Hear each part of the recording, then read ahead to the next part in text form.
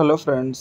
आज हम CS professional के ड्राफ्टिंग अपीयरेंस एंड प्लीडिंग के डीड के कंपोनेंट्स टॉपिक के बारे में पढ़ते हैं। बेसिकली डीड के कंपोनेंट्स में क्या क्या पार्ट्स होते हैं।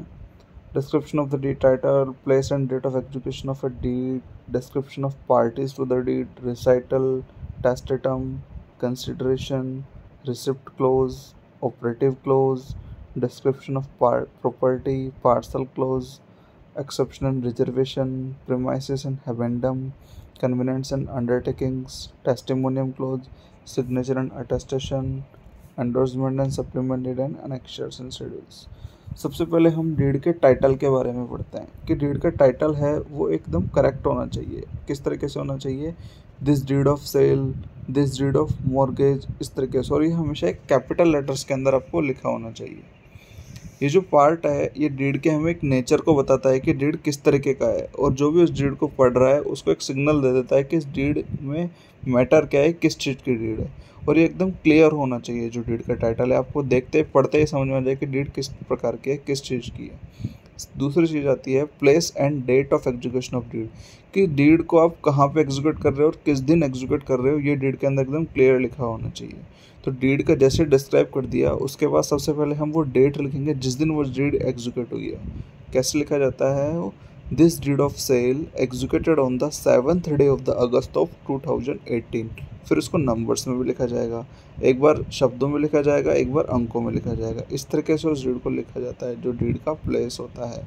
ठीक है। और ये जो निष्पादन का दिन होता है, जो ये एक लिमिटेशन और रजिस्ट्रेशन एक्ट के तहत बहुत इंपॉर्टेंट होता है कि किस दिन डीड एग्जीक्यूट हुई है। दस्तावेज के निष्पादन की जो तिथि है वो डीड में लिखी हुई होती है कि किस दिन डीड एग्जीक्यूट हुई है, वो आपके डीड के डॉक्यूमेंट में लिखी होनी चाहिए। और जो डेट है वो कोई एक इम्पोर्टेंट पोर्शन नहीं होता है, लेकिन जो बिना डेट की डीड होती है वो भी वैलिड रहती है। ऐसा नहीं होता कि वो इनवैलिड हो जाएगी अगर आपने डेट नहीं लिखी तो।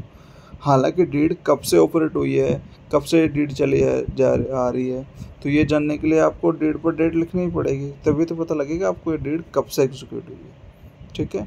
और इंडिया में रजिस्ट्रेशन जो एक्ट है वो उसका सेक्शन 23 क्या बोलता है? रजिस्ट्रेशन एक्ट 1908 के सेक्शन 23 में क्या लिखा हुआ है कि जिस दिन डीड एग्जीक्यूट हो जाती है उसके 4 महीने के अंदर अंदर उस डीड को रजिस्टर्ड करवाने के लिए आपको प्रेजेंट कर देना चाहिए। तो डेट लिखनी पड़ेगी, जिस दिन डीड एग्जीक्यूट हुई है उसके 4 महीने के अंदर अंदर आप उसको रजिस्टर्ड करवा लो। ठीक है। और जो डीड की डेट होती है वो डेट होती है जिस दिन उस पर अपनी पार्टीज अपने सिग्नेचर कर देंगी, दोनों पार्टीज।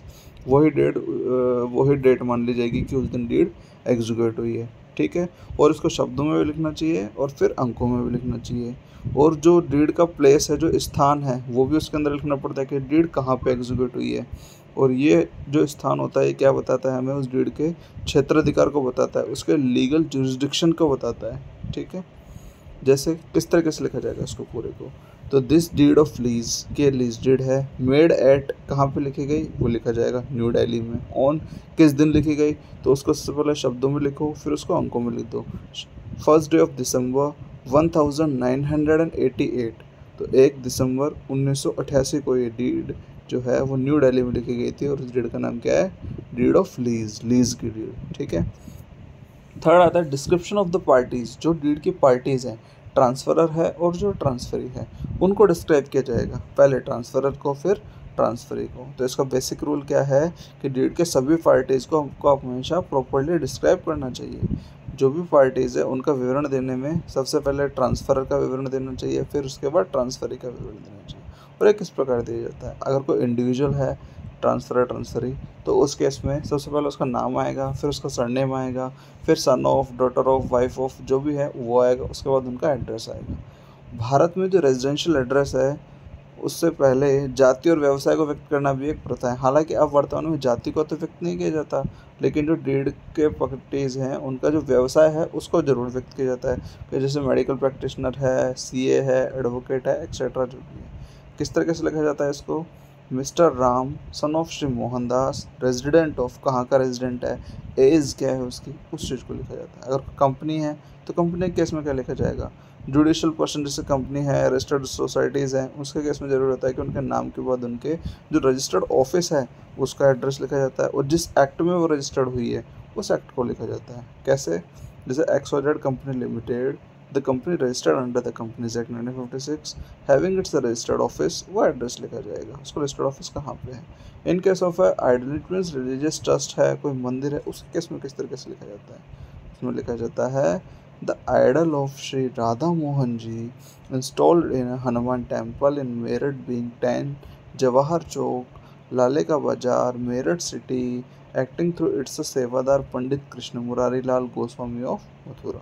ठीक है, आगे आता है आपका रिसाइटल क्लोज।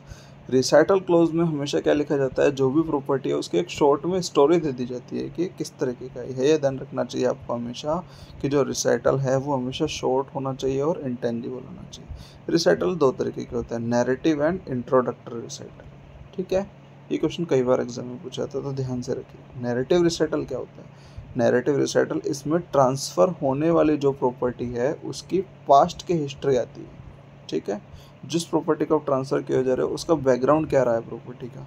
ठीक है, इट मीन्स जो बंदा ट्रांसफ़र कर रहा है, जो ट्रांसफ़र कर रहा है उस प्रॉपर्टी को, उसने उस प्रॉपर्टी को कहाँ से खरीदी, उसके पास कैसे आई। ठीक है, इसमें फैक्ट और इंस्ट्रूमेंट भी आते हैं जो उस प्रॉपर्टी के टाइटल को बताते हैं।